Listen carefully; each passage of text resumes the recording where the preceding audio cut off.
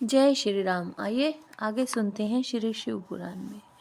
प्रजापति ऐश्वर्य के गुणों को मिलाकर इसके 64 गुण होते हैं। इस बोध ऐश्वर्य को ही ब्राह्य ऐश्वर्य भी कहते हैं। इससे उत्कृष्ट है गुण ऐश्वर्य, जिसे प्राकृत भी कहते हैं।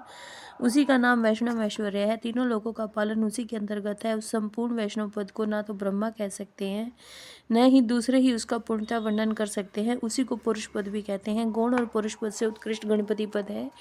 उसी को ईश्वर पद भी कहते हैं। उस पद का किंचित ज्ञान श्री विष्णु को है, दूसरे लोग उसे नहीं जान सकते। ये सारी विज्ञान सिद्धियां औपसर्गिक हैं। इन्हें परम वैराग्य द्वारा प्रयत्न पूर्वक रोकना चाहिए। इन अशुद्ध प्रतिभासिक गुणों में जिसका चित्त आसक्त हो, उसे संपूर्ण कामनाओं को पूर्ण करने वाला निर्भय परम ऐश्वर्य नहीं सिद्ध होता। इसलिए देवता, असुर और राजाओं के गुणों तथा भोगों को जो तृण के समान त्याग देता है, उसे ही उत्कृष्ट योग सिद्धि प्राप्त होती है। अथवा यदि जगत पर अनुग्रह करने की इच्छा हो तो वह योग सिद्ध मुनि इच्छा अनुसार विचरे। इस जीवन में गुणों और भोगों का उपभोग करके अंत में उसे मोक्ष की प्राप्ति होगी। अब मैं योग के प्रयोग का वर्णन करूंगा। एकाग्रचित होकर सुनो। शुभ काल हो, शुभ देश हो, भगवान शिव का क्षेत्र आदि हो, एकांत स्थान हो, जीव जंतु न रहते हो, कोलाहल न होता हो और किसी बाधा की संभावना न हो, ऐसे स्थान में लिपि पुती सुंदर भूमि को गंध और धूप आदि से सुवासित करके वहाँ फूल बिखेर दें, चंदोवा आदि तान कर उसे विचित्र रीति से सजा दें तथा वहाँ कुश, पुष्प, समिधा, जल, फल और मूल की सुविधा हो। फिर वहाँ योग का अभ्यास करें। अग्नि के निकट, जल के समीप और सूखे पत्तों के ढेर पर योगाभ्यास नहीं करना चाहिए।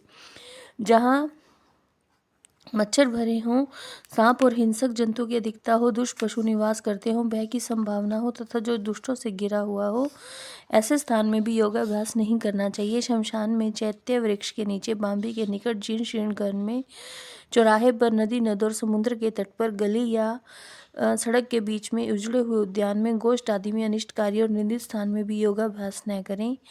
जब शरीर बीमार हो, अधिक भोजन कर लिया हो, अधिक परिश्रम के कारण थकावट हुई हो, जब मनुष्य अत्यंत चिंता से व्याकुल हो, अधिक भूख प्यास सता रही हो और जब वह अपने गुरुजनों के कार्य आदि में लगा हुआ हो, उस अवस्था में भी योगाभ्यास नहीं करना चाहिए। जिसके आहार विहार उचित व परिमित हो, जो कर्मों की यथा योग्य समुचित चेष्टा करता हो, जो उचित समय से सोता और जागता हो, सर्वथा आयास रहित हो, उसी को योगाभ्यास में तत्पर होना चाहिए। आसन मुलायम, सुंदर, विस्तृत, सब ओर से बराबर और पवित्र होना चाहिए।